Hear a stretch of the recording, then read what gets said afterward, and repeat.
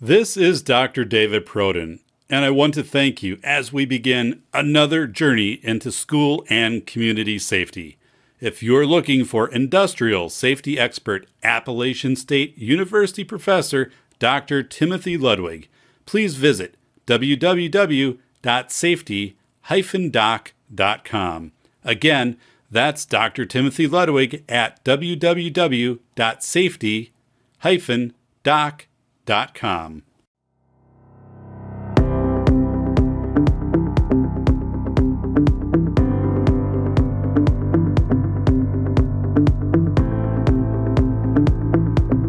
Welcome to the Safety Doc Podcast with author, radio host, and nationally recognized safety expert, Dr. David Proden. Join us each week as we discuss the best and most bizarre practices in safety preparation and crisis response. Follow Dr. Proden on Twitter at SafetyPhD. And remember, the truth will keep you safe. Hi, everybody. This is Dr. David Proden, the Safety Doc, and we are about to embark on episode 101, Customer Perceived Value, Putting a Price on School Safety. So when we think of the concept of customer perceived value, it's like brand name beans in a store up on the shelf, and you can either go with the brand name beans or the generic beans. Both are probably going to be the same, but for some reason, people tend to go with brand name because they think they're getting more for their money. We're going to get into that concept somewhat today in this episode. A few anecdotes. One, thanks to John Steele and the John Steele Show for having me on as a guest. A few nights ago, we went to a deep dive into school safety. What I wrote after that interview was, listen to this, be entertained, leave with knowledge to negotiate disaster when it crosses your path, and learn what's really going on with the school safety spending spree. I greatly enjoyed that. You can find it on my Twitter feed or just go on YouTube and type in John Steele. And let me see, it is a message here from, I bet you it is my good friend RJ, who's working on my logo. And you know what? We are going to check this live here during the show. Normally we wouldn't do that, but it is. So I'm just going to type here, awesome, thank you. And that's great. So RJ Jones is finishing up the banner of the new Safety Doc logo. I've already been using the first logo that he designed. So it's phenomenal. It's awesome. It's an avatar of me. It's a lot of fun. He is so talented. He's working on the banner. So he's been getting back and forth with me on some of the different sketches that he has for the banner. And yeah, so let's talk about it. Some rebranding going on here with the Safety Doc podcast. We crossed 100 episodes, so it's time to update the branding. So it's an avatar of the Safety Doc. Again, RJ Jones out of Chicago, putting that together. Awesome stuff. And we're also doing a new header, so the whole Twitter header is going to change my web page. And actually, I'm working with somebody once we get past July 4th to put together a Facebook page for School of Errors, my book. Right now, I have not been on Facebook for maybe 5 years, so I need to carefully go back in. It's very interesting when you return to Facebook because I believe if you delete your account and you log back in within 15 days, it reinstates your account. So I have to delete it, and then I have to wait 15 days, and then I have to re-register. And this time I need to use my middle initial because there is a David Proden who is a professor in Thailand, also teaches in a similar field to me. The guy's extraordinary, actually. His work is phenomenal. But sometimes people will email me thinking that I am him. I don't know if he gets email about me, the Safety Doc here in the States, but I want to make that distinction by putting my middle initial out there. And just to create a business page for School of Airs, my book. Not that I'm going to go back and refriend, 1,000 people and stuff like that. That's not my objective. That's why I got off of Facebook. But really, it comes down to when you have a book releasing, a major book, when you're working with conferences as a keynote presenter, people want to know that you have a Facebook page. So it's just one of those things that you have to do. So again, thank you, John Steele and the John Steele Show. Go in and listen to that. You can find it on YouTube. Just type in John Steele, JOHN_STEELE, John Steele, and you'll be able to find the show that we did in the past week about school safety. It was phenomenal. It's about an hour and 40 minutes. I believe we go into a deep dive about school safety, but in general, again, like I said, just a lot of information that is going to help you be better at handling chaos when it will cross your path. I just got back from vacation, family vacation, out in Door County, Wisconsin. So if you look at Wisconsin, it's kind of the arm that sticks out, the peninsula. Awesome. We go up pretty much every year to Door County. This year, the lighthouses were closed due to high waves on Lake Michigan. So not due to rain, cold, anything like that, but because high waves. It was windy. So obviously they don't want tourists on the islands close to these lighthouses and then going down near Lake Michigan when you have those type of waves coming in. So that was a little bit of a downer because it's always fun to climb to the top of a lighthouse and look out and just to see what that Fresnel lens, from 100+ years ago and how they made that, and it's still there. It's just amazing. But we had a lot of other fantastic fun things we did. Hey, the kids swam in the pool at the resort for a lot of the time. That's what they liked. It was fine. I pulled up a chair, took a nap, actually. My wife said I was snoring at one point, probably.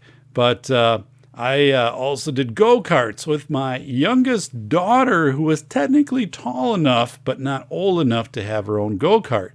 So the guy wouldn't give me 2 tickets, even though I tried to negotiate the deal of saying, hey, she's mature, she's tall, she's, strong, she can handle a go-kart. I said, no, we can't do it. So I get in, and then the guy attending the go-karts, where all of them are, says, well, your daughter can ride. She's tall enough. And I said, but the guy up there didn't sell me the ticket. He said it's a liability issue. And he's like, well, go back and get a ticket. Like, I'll let both of you ride. You can have your own go-karts. I said, well, that's not going to work. Like, how am I going to go back and override this decision? So I'm like, one of 2 things can happen. You can just give her a go-kart to ride on. Or it's it'll be her and I, and it's a shared go-kart, so you sit side by side and Dad drives. And then, but I did say, can you give us some extra laps? Because, I kind of wanted her to have this experience on her own. And he said, sure, not a problem. So you're supposed to get, 4 laps, and we ended up getting 11. And the problem with that is when you're going full speed on a go-kart, on a track, and then all of your turns are right turns. After a while, you just want it to end. So they have a stoplight, set up red, yellow, and green. And I'm like, when is this thing going to turn yellow? When we have 1 lap left, because Dad's ready to puke right now. We just need to end this. It's been great.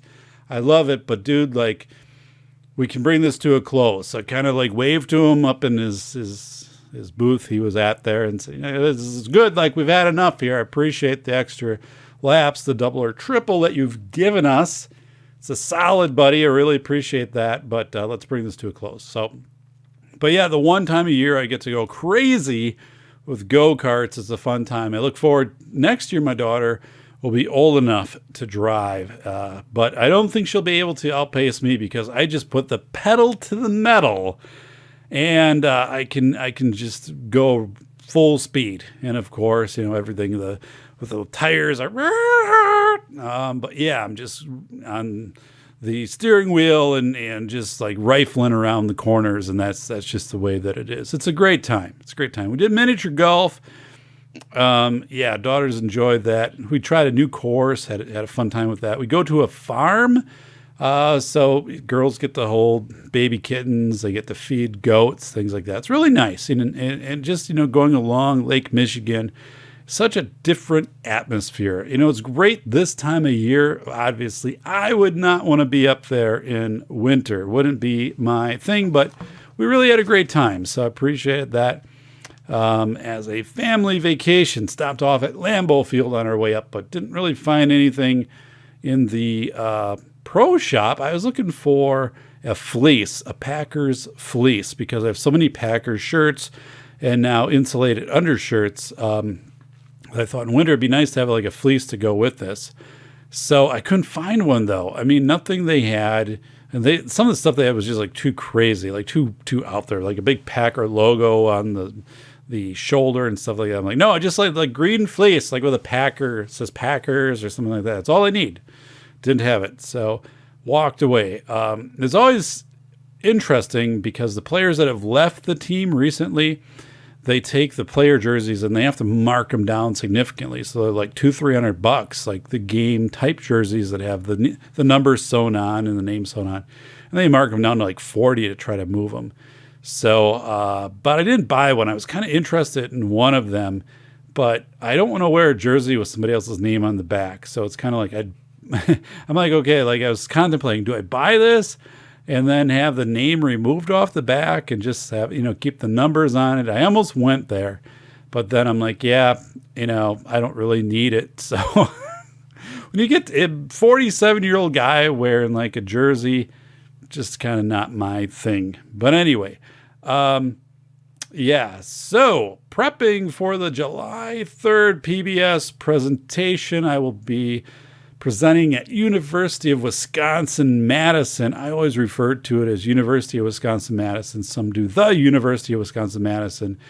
In my book, it's University of Wisconsin-Madison. How they'll introduce me is University of Wisconsin-Madison. So put a lot of time working till midnight, 1 a.m.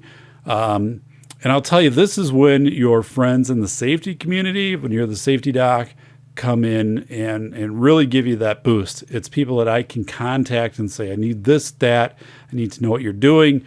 I contacted the person that does firearms training for the Chicago Police Department, needed some information that I'd be incorporating into the presentation. So people in my network, in the Safety Network, these are exceptional, phenomenal people. I am so blessed to be working with them. So thank you so much. You know who you are. Some of you will be recognized on July 3rd, but just thank you for everyone who helped me put that presentation together. I did present on May 22nd, 2013 on PBS, following the Sandy Hook massacre in December 2012, and that was an empirical presentation about the state of school safety. This is really an update to that. I don't go through a timeline of school shootings, and I kind of get right into what's happening right now, and spend a lot of time on the massive push to fortification, the fact that since my last presentation, we've been averaging over 400 bills for school safety across the states, and about 80 of those get enacted a year. And that pace is actually increasing. This year from January through April, we were over 250 bills nationwide. So what does that really mean for school safety? And what is school safety manifesting like in all of the schools across the country? I talk about that in my book, but this presentation is much different. It's a complement to the presentation I give in 2013. So if you watch that one and then watch this one, it would be perfect Act 1, Act 2. And then I conclude with indicating the top threat to student safety and school safety, which I do not believe is what everybody's kind of going to make the assumption of what that would be. So you're going to have to wait to the presentation to find that out, but it's actually something that's rapidly developing just in the last few weeks. My connections with the intelligence community have told me This is something we don't have a way to counter right now, and not sure if we'll ever have a chance to counter. We might be entering a new paradigm in student safety and just personal safety, which could be somewhat frightening. But if you know how to interface with chaos, you can position yourself pretty well for these types of things. But most people aren't going to be prepared. This is rapidly developing. So July 3rd, tune into PBS, Public Broadcast System. This will also be closed caption and then syndicated following the 3rd, probably coming out sometime in fall. I think last time it took them 2 to 3 months to go and close caption it. And then they put it before a review board, and then they give it a rating. Last time it was rated G. This will be rated G also.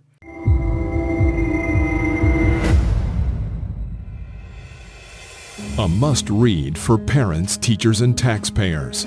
Dr. David Perrodin has written the most honest book about the $3 billion school safety industrial complex. Attorney James Sibley proclaims, a brave demonstration of speaking truth to power. School of Errors rips the lid off the billion-dollar school safety industry. Using real-world examples of successful responses in desperate situations, David contrasts the expensive window dressings pitched to panic parents with the inexpensive and effective approaches proven to actually work. Read this book before you let your school waste another precious dollar on meaningless safety theater. Buy the international bestseller School of Errors, Rethinking School Safety in America, now at Barnes & Noble or Amazon. So I received an REI gift card from my mother-in-law for my retirement. So yes, thank you for that. And there's a funny story that goes with that. So going to the REI store, which isn't far from me, about 40 minutes away. So my only goal with this card is to apply it toward a hooded sweatshirt, okay? You've heard podcasts. It's usually in winter, 55 degrees on a warm day down here in the North Star recording studios. So, it's chilly down here. I mean, right now it's 71 degrees. It's nice, but it's summer, It's like 80 degrees outside, so it's a good place to be. But winter, it's rough to be down here. And the older I get, the less I like being down in the North Star studio. I love the podcast. I love doing this for you, the safety community. Don't get me wrong, but it's I've got to figure out something down here to update the studio. No updates since 2002, so got to get on that. But anyway, I go into REI, and of course, like REI is an upper end store, so they have a lot of employees, and they're all dressed in kind of this they look like they're Dora the Explorer, ready to take you out on a hike, and it's like that's fine, I said, "Sir, what can I help you with?" And I said, "Looking for a hooded sweatshirt, okay? If you can point me in that direction, it'd be good." All right. Then the guy, nice guy, it's nothing but nice guy, starts asking questions. So he said, do you do hiking? I said, not really. No, I've hiked. Will you wear this hiking? I don't think so. Incidentally, yes, it could happen, but don't plan on it. So let's not build a purchase around me buying this for hiking. He said, do you bike? I said, well, yeah, actually I do bike, but when I bike, I've got a whole different set of clothing that I wear for biking. I'm not wearing a zip-up sweatshirt for biking. So, yeah, okay, so I bike, but this isn't a purchase for biking. Do you ski? Nope, I don't ski. Had skiing in a class in high school. It sucked. I hated it, but I don't ski. My brother built a house on a ski hill. He was an avid skier. He loved it. For me, though, no. Do you camp? No, I don't. I've given up on that. That was years ago. I will always stay in a hotel or a resort, just the way that it is for the safety doc, okay? I don't camp. So he's trying to throw all these scenarios out there of, hey, here's ways you could use this. And I'm like, okay, here's the deal, dude. I appreciate this. But this basically is needed to keep an old man, which is me, warm in his unheated basement office as he edits his podcast and writes books and journal articles. So you get the idea? Like, that's what I need. That's what I need. So probably something thick, something warm, but that's it. It's like downstairs in the studio. And this isn't anything anyone's probably going to see.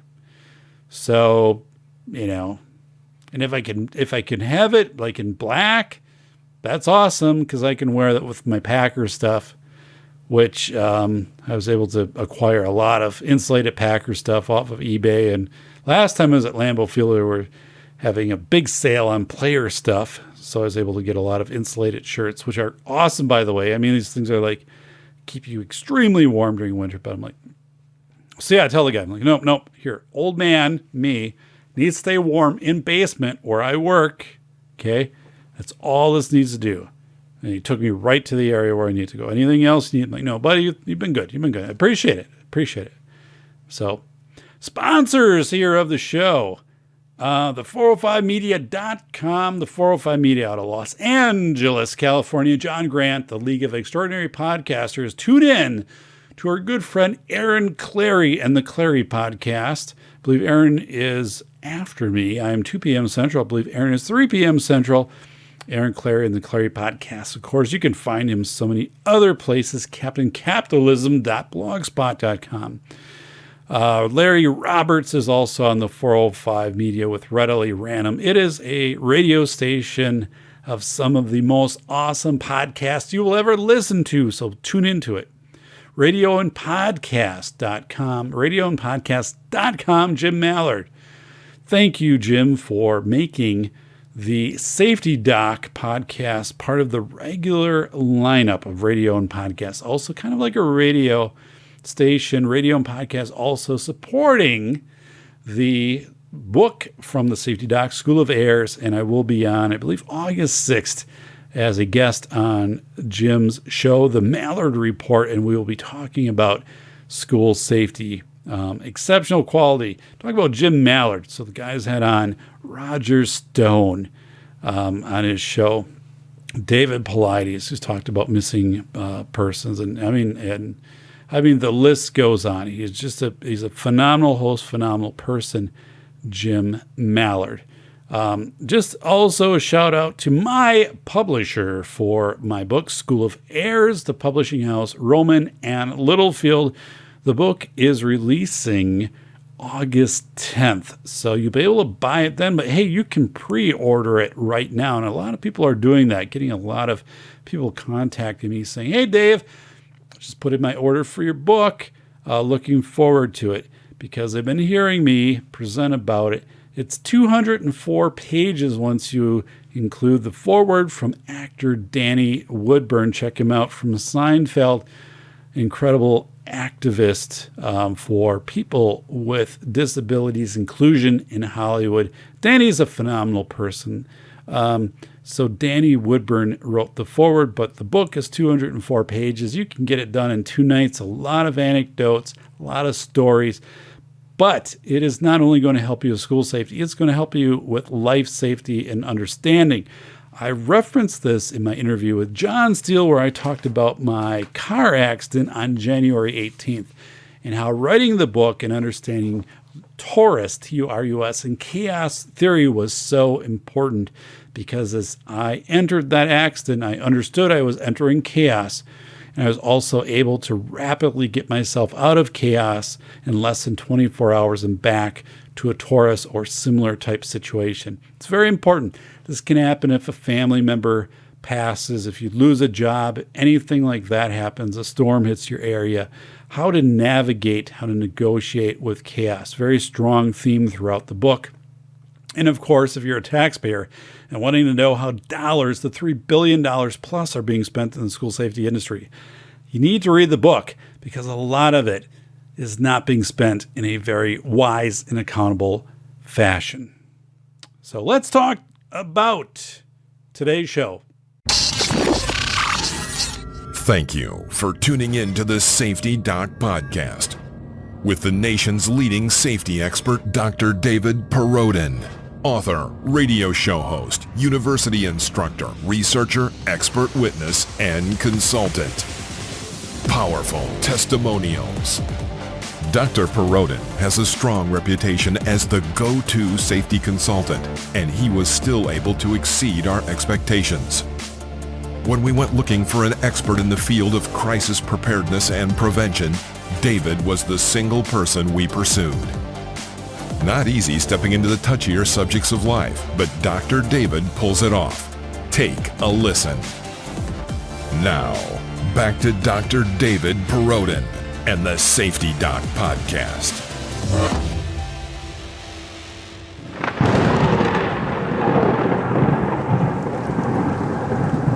Customer perceived value equals total perceived benefits minus total perceived costs. So what does that mean? Customers perceive value. So if I'm going in to buy a car, let's do this. Any of us buying a car. So customer perceived value. How much value am I getting out of this car for how much I'm spending? Okay, so total perceived benefits. So salesperson say, you know what? Very safe car. 11 airbags, and also like here's your fuel economy and whatever. So you take all of these things into consideration and what your warranty is, and then you kind of come up with your total perceived cost. So you know what? It's worth it for me to spend this amount of money on this vehicle because it has a warranty and it gets good fuel economy and it's also rated very safe. Okay, so those are the type of things. Now, when we apply this to school safety, the narrative significantly changes. Customers perceive value. The customer is the parent. Very clearly now in school safety, the customer is the parent. When you're using house money, which comes in the forms of hundreds of millions of dollars of grants to schools. We talked about these bills, the 400 plus bills a year that are proposed and then 80 that get enacted. And there are dollars attached to those. So we're talking about hundreds of millions, if not billions of dollars in the school industry, safety industry.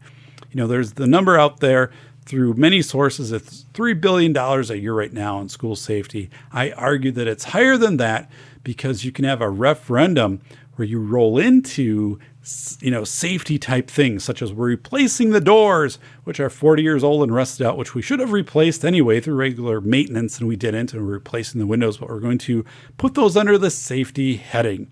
I've seen that happen. I know that happens. So I would say our total expenditures on school safety are really about $5 million a year. Or we have to renovate this entrance. We have to update these things on a school HVAC, whatever.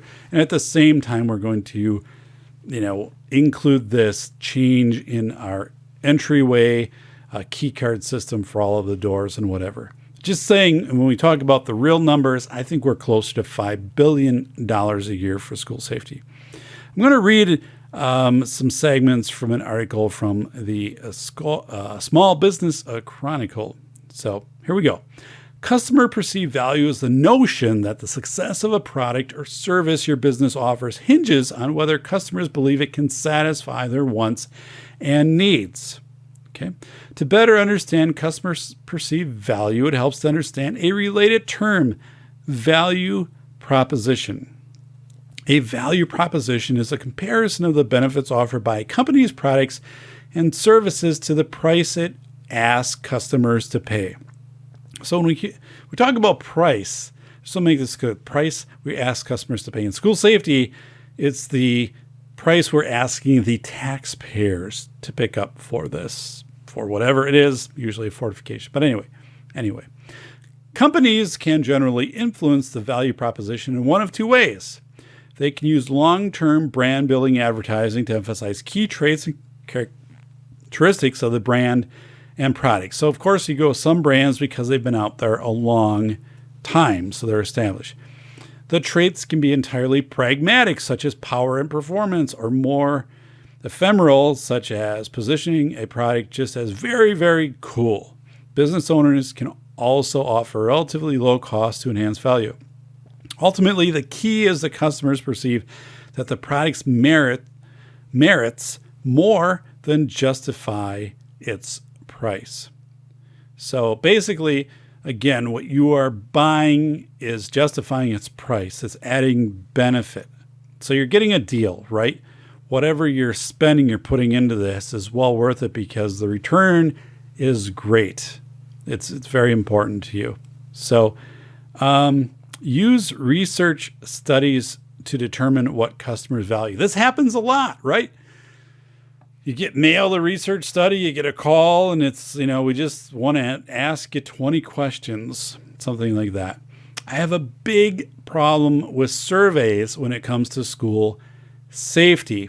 I actually did a podcast on this. I'm not going to rehash the whole thing, but surveys are one way. And especially when you're working with families who might be English language learning, students who are English language learners, the survey might not capture what they're able to comprehend or else what is relevant to them.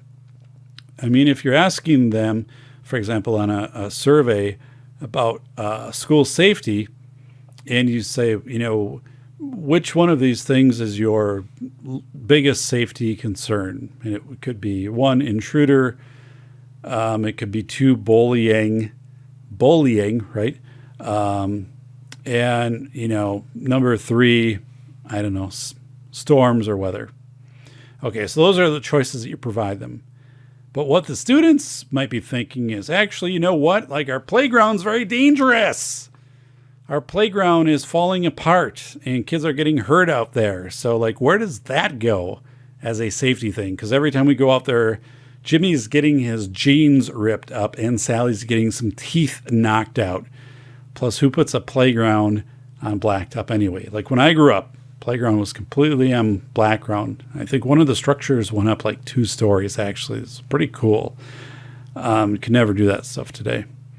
So it's better to use listening sessions or focus sessions. So let's talk about parents. So we talk about the parents' role in school safety, and schools do a number of things. One of the things they do is include parents in a safety advisory committee. I've seen this a lot as a school safety expert. So they'll create a school safety steering committee, I guess is what they'll call it. Include some parents, maybe some teachers, community members, and administrator. It's largely to figure out what we're going to do with school safety. And these type of groups tend to start out as advisory and then really make a recommendation to a board or superintendent, and then that gets accepted. So they change from advisory to more than advisory, which is very dangerous. But it's a practice that happens quite a bit. We also have a lot of listening sessions, which really aren't listening sessions. It's sessions for parents to come in and tell a school what they want for school safety. And what parents want for school safety is what is visible. They want to see the yellow bollards or the steel tusk sticking out of the cement in front of schools, cameras, the tinted window films, all of those types of things are what they want to see. One of the most amazing experiences that I had in school safety was consulting with a district which was rural and also very anti-government. You could literally drive through this community and get out to the fringes of it where they would be busing in the kids, and you would see a huge piece of plywood out in the front yard of a residence, and it would say, government, go away, or, maintain our privacy or something like that. I mean, these people were very anti-government, okay? So the superintendent was sharing some of the school initiatives with me. And this was also a school which had bats in one of their elementary schools, baseball bats in every room to possibly combat an intruder. Okay. So, I mean, yeah. So I talked to the superintendent and I said, tell me what's happening here for safety so I can at least get a baseline before we can have a discussion on what I might be able to offer you as the safety doc. And, I work a lot again on the induction process when you have high turnover areas, which this was. I mean, that was one of their issues. They were turning over so many teachers a year. They were leaving this area for areas that were more Metro, more stuff going on, and we're both people could be employed. So it was really a tough situation for this district. But I asked the superintendent. I said, "Well, tell me what's going on." He said, "Well, Dave, we implemented this system in our middle school and our high school where you have to show an ID before you get into the building. So the entrances are reconfigured through a grant, right, a one-time thing. And we scan the mostly it's like a driver's license. We scan it, and then it somehow goes through some database, and 60 seconds later, people are either allowed in or they're not allowed in." So I looked at him and I said, "Boy, that must have been like horrible, right? Like everybody's fighting that because I drove around your district and this is obviously very anti-government. So people aren't going along with this." And he said, "Nope, no one's complained. We've had it in place a few months. Everybody's compliant with it." I mean, some people might grumble a little bit to go back to a vehicle, to retrieve some kind of license, but they don't argue this point. And I thought that was amazing. So we talked further about it. He said, "Dave, they'll do anything for safety, anything for the perception, this customer perceived value. If this is in place to keep their kids safer, even if they believe the government might be taking data off of their driver's license, or there could be some weird thing that they don't want revealed that they visited town that day, who knows? These are the people that disable like the OnStars in their own vehicles. We'll disassemble them and whatever.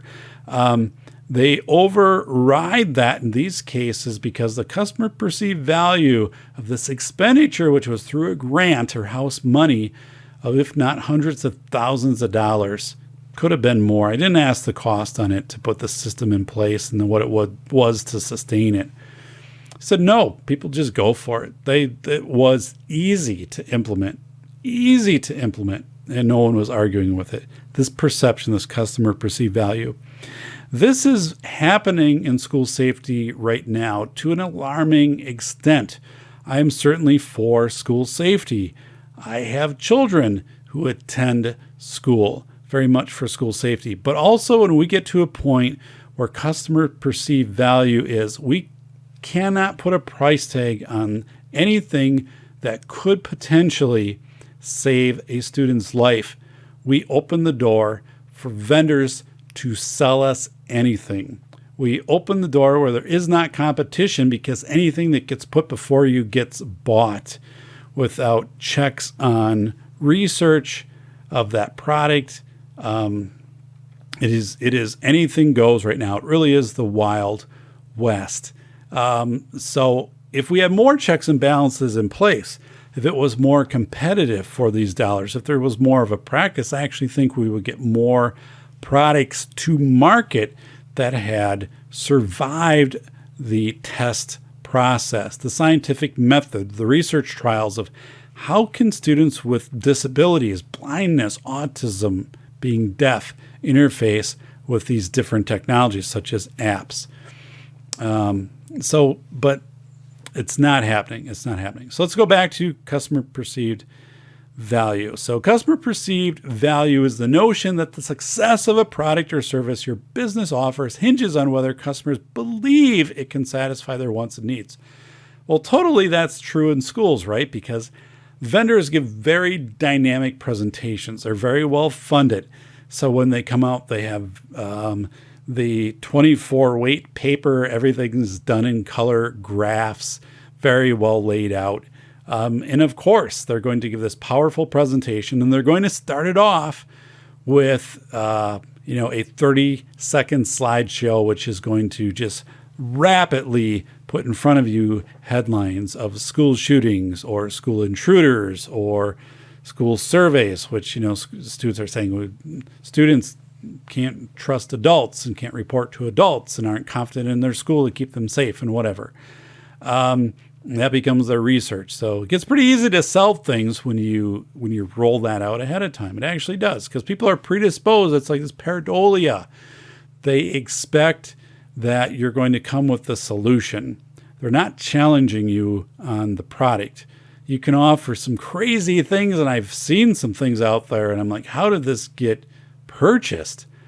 But again, it happens. So to better understand customer perceived value, it helps to understand a related term value proposition. We talked about that. Companies can generally influence the value proposition in one of two ways. They can use long-term brand building, advertising to emphasize key traits. We don't probably see that in school safety a lot because a lot of what's out there is brand new. I mean, it goes from conception to marketing in warp speed. So it's not like you can say, yeah, this company, which has been in the business of school safety for the last 35 years. I mean, those folks just don't exist they don't. They're not out there. It's the company that's been around for 3 months. They thought of this idea and it immediately went to market and somebody bought it. And once it gets to market, that's how they kind of check to see how it's doing. But wow, that's crazy stuff. The traits so that's number one. So you can build your brand, which really isn't happening for school safety. The traits can be entirely pragmatic, such as power and performance, or more ephemeral, such as positioning your product is just very, very cool. We talked about that. So that's what's happening right now with school safety. It's like, this is new. It's cutting edge. You need to have this in your school. This will make your school safer. It will save kids' lives if this specific situation unfolds in this very linear, multi-step pattern, which matches what this device is supposed to prevent. I talk about bollards in front of school. Have them in front of my daughter's schools, for example. Yes, if you were to actually take a vehicle and try to crash it through the front doors of the school, the bollards would probably work, right? They would probably stop the vehicle. The thing is, that's not how schools are attacked. So we've just put these bollards in front, and in Wisconsin, I've talked about this before, but they become a hazard in winter when you're trying to shovel around them, when you're trying to keep those paths clear, which people are traversing in and out of school multiple times a day, different shadow patterns, different ice patterns developing. And just people can run into these things. Pete Medek, Medek, out of Ohio Trail bollards, hazards, reports on fatalities running into these. But it's like, you look at that, it's visible. You can see it. It's big yellow bollards sticking out from the sidewalk. It's visible. School safety can go up and tap it. It's fine, right? And so that's what people want. So deliver the appropriate marketing message. To influence value perceptions, companies try to deliver messages that research indicates should create the desired sense of value with customers. Oh my goodness, the vendors have got this down. And schools will invite vendors in to present. Now, of course, they'll present to the school boards. You've got this audience, which is already nervous because the constituents, their parents, are telling them we need to be safer. And of course, these vendors have these presentations polished and they have them down. And so when you're watching these presentations, it's like a theatrical trailer is what it is. So it's a simple message. You employ this, it will keep your school safer.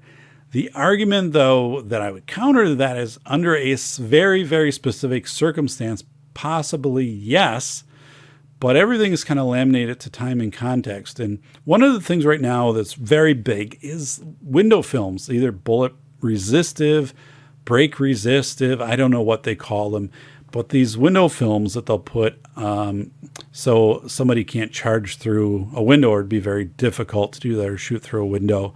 You could shoot through the window, but to actually have the window would stay intact. It'd be hard to get through the window. There'd be like this film you'd have to break through. Now, that, again, might be technically accurate, right? But we know schools typically aren't attacked that way. We also know that would diminish the ability for a sharpshooter from outside to be able to access the school to view inside and how the bullet would travel through the film in those rare instances, which are just as rare as somebody attacking through the bulletproof glass. But we know that the Hishong-Mahone study, which was done on the West Coast, indicates that sunlight significantly increases academic performance of students and also behavior of students. So when you start to put window films on, you're knocking down the lumens or the light coming in, the natural light, and you're countering this study, which is saying, hey, if we do these things, we're already having students who are performing better, they're connecting better with school. So we put the film on, and now we don't have as much natural light coming in. We have some lumens that are not getting through to our students, light rays being kind of filtered out. So it does make sense, right? So, but that's not how people see it. Deliver the appropriate marketing message to influence value perceptions. Hey, I guess we talked about that, right? So, but yeah, vendors are great at this. You get a vendor before a board, a school board. That's the minimal entry political position to be elected to a school board. So you're getting folks that might be there for one term, might be there for a couple terms, but this is a entry level position. So they're easily persuaded, and especially in small communities, which a lot of these schools are, they have to be accountable to their neighbors. So if their neighbors are saying, we want that school safer, the board is going to vote for that, especially when house money is on the table in the form of grants, or they can just roll it into referendums, special exemptions that they can pass on to mill rate or the rate that they charge people for residences and for businesses for school taxes. Anything goes right now for school safety. So customer perceived value, I talked about this on the John Steele Show. When the perceived value is increased student safety, it's practically unthinkable to assign a price tag to peace of mind. Let me repeat that. When the perceived value is increased student safety, it's practically unthinkable to assign a price tag to peace of mind. So somebody comes in, does a presentation as a vendor, and says, well, for peace of mind, you have to have this product, right? Because if this instant does play out, this will be something that could, depending upon on the evolution of context and all of that and technologies or whatever, if it just perfectly matched up, it could save a life. So there's a counter position to think about, okay? And one is, I'm not saying we shouldn't have school safety. We should have school safety. We should have thoughtful, measured school safety. We should have entrances where we have cameras to know who's coming in our buildings, secured entrances with identifying who comes into our buildings, and we have a registry of who's in our buildings at any one time. It's very important if we go into an intruder lockdown, if we have a tornado, a fire drill, things like that, right? Or just who's in your building. Makes sense, right? Let me take you in a different direction here. So last year, 37,000 vehicular deaths in the United States. 37,000 people die in car accidents. We could save 25,000 of those lives every year if we reduce the speed limit to 25 miles an hour, put side and roof airbags in every car, and decrease the speed limit. I said to 25, and put a bumper on every car. So basically we do those three things. Put a bumper on every car, decrease the speed limit to 25 miles an hour. So like you could not drive faster than 25. Like the car would have some kind of governor on it. Get it to 25, that'd be it. And you would have this system of very redundant airbags. And we could save 25,000 lives a year if we did that instantly. Like that would multiple research studies say, like right there, that would save 25,000 lives. Would we do that? Well, no, we wouldn't. No one is going to agree to decrease the speed limit to $25. Let's say that we didn't, or 25 miles per hour. Let's say that you didn't have to decrease it, but let's say that you could manufacture a vehicle with special airbags, special crumple zones, and so forth, that would make it so the people, the occupants, would have a much higher survival rate. So let's say, it might not be 25,000 lives a year, but let's say we could save like 15,000 lives a year, right? Amazing, right? If we did this. But if we did this, it's going to add $10,000 to the price tag of every car. Would we do that? So it's these types of things where we have to start thinking with school safety that there is a price tag threshold to this. We cannot spend our way to safety. And also, if we do that, there are many adverse effects to that mentality. And not only one that we just put all of these resources, all of these cash resources into school fortification efforts. But let me break it down for you. So consequences for schools. One, contamination of school safety conferences. I see this right now. Looking at school safety conferences, 10 years ago, you got to see the top experts in the field talk about how to make schools safe, how to build school connectedness, schools getting kids connected to teachers, somebody that they could trust, somebody they could report a concern to. That's changed. Right now, they're bringing in FBI, police, security people to do these presentations. That's what the presentations look like. They're also giving vendors breakout sessions so vendors can present about whatever they have. So it's basically like a big paid sales pitch. These things generate a lot of money. I ran conferences back around 2011, 2012, 500 people attending around the Midwest. I know how this works, that your vendors are paying for their table space. If they have a breakout session, they're paying for that.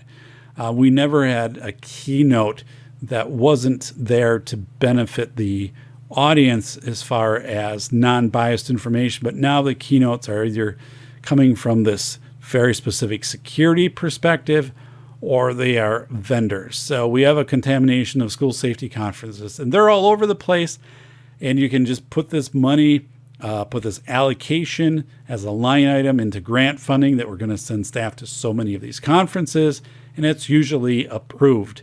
So, but these conferences have become big money makers. They really are safety conventions, safety device fortification conventions. So it's kind of like when you have the big pavilion where they bring in all of the boats and the stuff like that. It's the boating convention or, whatever, all the latest stuff in the boats. It's really fortification. I've gone to these things. It's what it is. If you're not speaking the narrative, you're not going to get included. So that's why, my offers to present at those type of conferences, typically are very limited because I have a position where I believe we don't need to pursue fortification as our way to school safety. That doesn't go very well when you've received maybe $200,000 from your vendors who are selling things like bulletproof igloos and stuff like that. So they're not going to bring me in for that. Parents in the community have moved from advisory to directing the school board to make purchases. This is absolutely happening. The school board has influenced. Parents are saying, we want this. We want the bulletproof film, whatever. Under new construction, this stuff is almost standard right now, but they're wanting their retrofits. They're wanting all of these things. It's really wild if you think about how your community purchases a fire engine. So you do not have an open forum for people to come in and say, you know what, this is what I'd like on the fire engine, or different vendors kind of competing for how this fire engine should be built.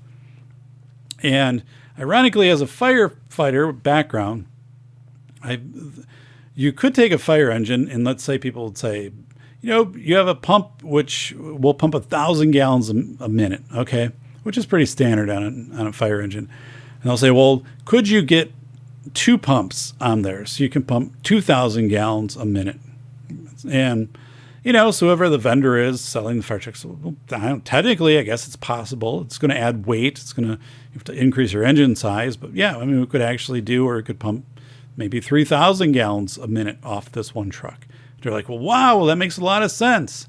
Like now we've got one, we can do that, like 3,000 gallons when we want to do that. So if you actually make a purchase like that, what happens is now you have a fire truck where if you're pumping 3,000 gallons of water, hypothetically, from one truck out of like one water main or 2 adjacent water mains, fire hydrants, it could create a situation where you have a vacuum and it could implode those 2 hydrant areas because you can only take so much water out of those before you create a vacuum and, again, compromise the integrity of that structure.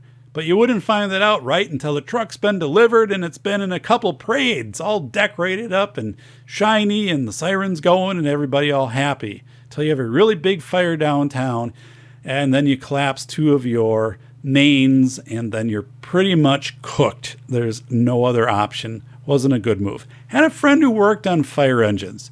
And one of the things he told me, and this was like 20 years ago, he said the biggest mistake people were making at that time, fire departments were making, is they were trying to do too much with one truck, one fire apparatus. So it would be a ladder truck, which would also have a pump, which would also have rescue type stuff on it. He says it's just too much weight for the frame, and taking all these corners, especially in the big cities. These things are out several times a day, so they just wouldn't last.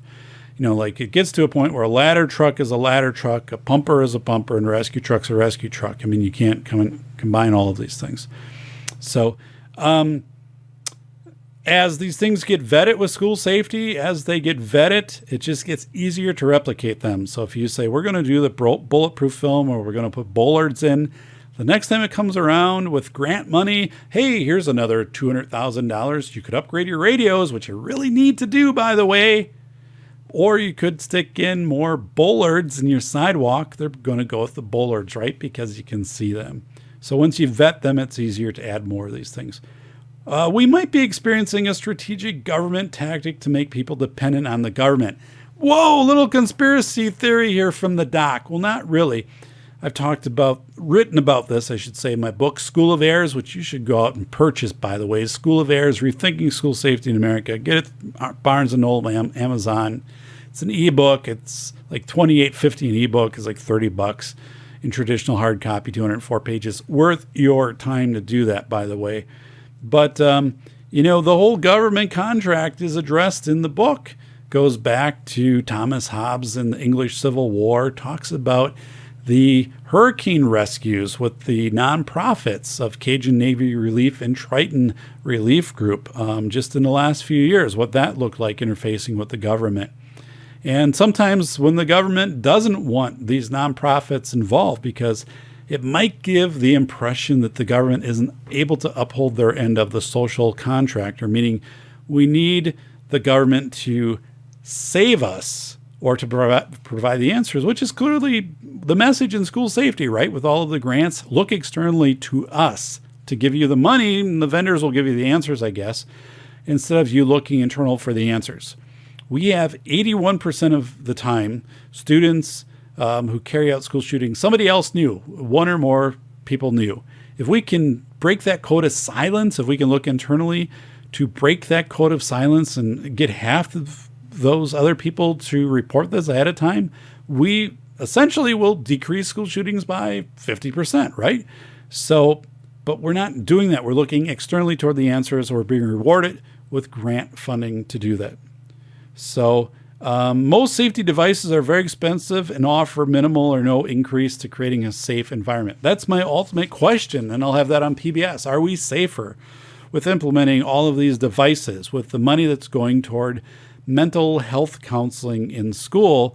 And I agree that some of these things are needed, but are school staff certified? Do they have the background to issue a medical diagnosis, to carry out a medical treatment? But yet it's tricky. Like in Wisconsin, one of the slides I show is I divide the state in half. The bottom of the state has 111 child psychiatrists employed. The top half of the state has 37. The top half of the state also has very rural, rustic roads and winter, which persists forever. It takes 7 months to get an appointment in that upper part of the state. Might take several weeks in the southern part of the state. So just, are we really making schools safer? So customer perceived value today, we have to make sure that we are not caught into the cycle of we will spend anything and everything to keep children safe. Because once we do that, we open the door to a whole bunch of unchecked devices and practices that we just go and buy hand over fist, not knowing if they work or if they will work. We need to be accountable and responsible. Thank you so much. I am Dr. David Proden. This has been the Safety Doc Podcast. Hey, follow me at safetyphd.com or safetyphd.com. That's my website, right? Safetyphd.com. Follow me on Twitter at safetyphd. And you'll find out when new episodes come out. A whole bunch is happening here with the book School of Errors.